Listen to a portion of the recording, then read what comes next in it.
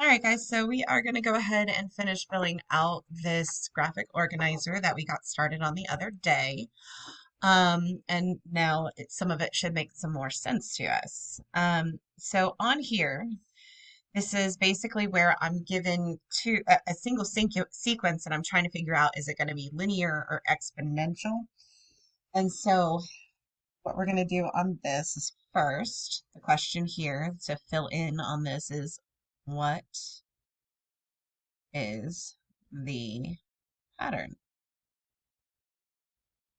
Yeah, that's a pattern. Okay, so all we're trying to figure out is what is the pattern. So if I'm given a set of numbers, 1, 2, 3, 4, 5, 6, right? I'm given a set of numbers, what is the pattern? So here, adds or subtracts by same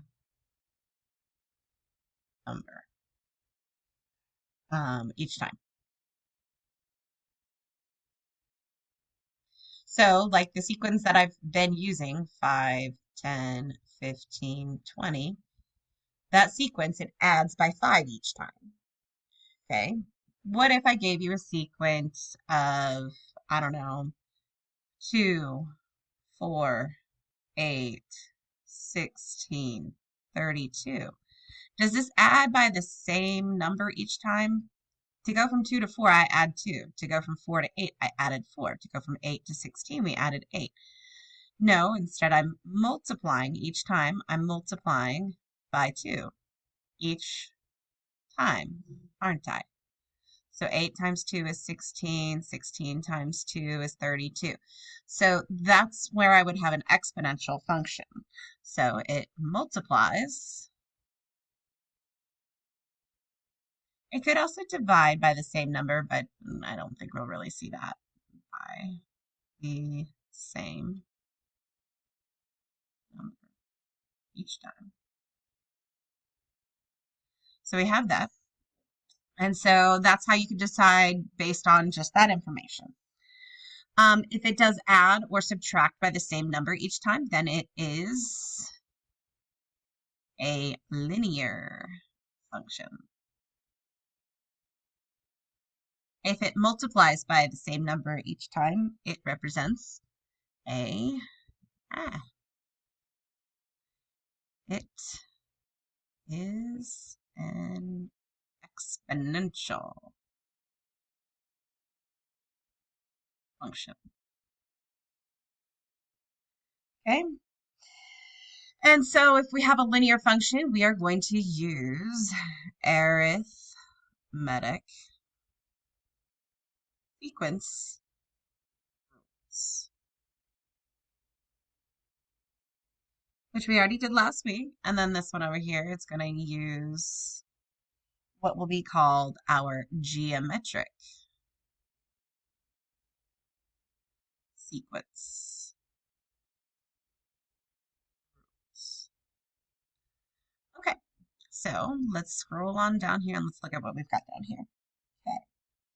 So in order to find the pattern for a geometric sequence, so if you think about what we have here, if I wanted to go ahead and find the pattern. So in this question here, 10 minus 5 gets me 5. 15 minus 10 gets me 5.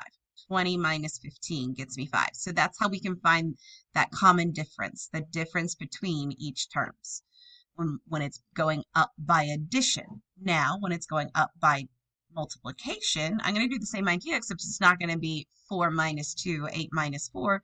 It's going to be done. Let me change my color. It would be 4 divided by 2, 8 divided by 4, 16 divided by 8. So you take the term and you divide it by the previous term. So that's what we're going to say here.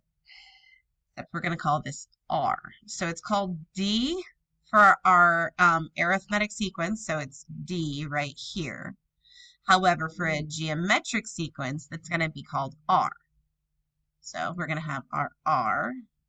That's going to be equal to the term divided by the previous term.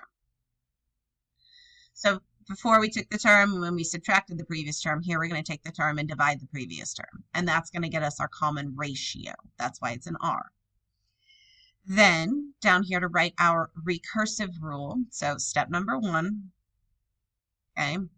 Step number 1 for my recursive rule is I'm going to write it as A sub n plus 1 is equal to A sub n times R. The one and only thing in that one line that's going to change is what you have here. And that'll be whatever you solve right here. You're going to leave A sub n plus 1 equals A sub n. You're going to leave it written just like that. You're not going to fill in anything for it. You're going to leave it like that. That's what part of what makes this a recursive rule. The second thing that you're going to put in here would be A sub 0.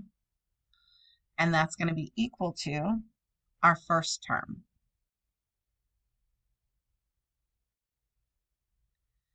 And so in the sequence that I just wrote up here is 2, 4, 8, 16, 32. The first term is 2.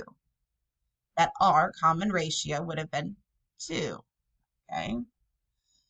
All right, so then let's go. Last part here that I also need to include is that I also need to state my values for n. So then we would say n equals 0, 1, 2, 3, etc., or n is greater than or equal to 0. Okay. Then the very last thing is to write our explicit function rule. And so going to be done the same way, where I'm going to have A sub n is equal to, and it's whatever the first term is. And instead of adding the common ratio times n, instead I'm going to multiply by the common ratio with n as my exponent. And that's what makes this be an exponential function. So whatever that first term is, that's that initial value on an exponential function. If you recall, when you did exponential functions in advanced algebra, the way that you would write those would be ay equals ab to the x power, where a was the initial value, b was your base value, is the amount that it was changing by, whether it was growing or decreasing. If it was growth, if it was exponential growth, this number was bigger than 1. If it was exponential decay, this number was less than 1. So it's all the same kind of concepts right here with this one. So, and then the last thing you're going to put on here would be n equals 0, 1, 2, 3, etc. Okay? So that should get you through this graphic organizer, and this should help you get through the assignment for today. If you have any questions, let me know.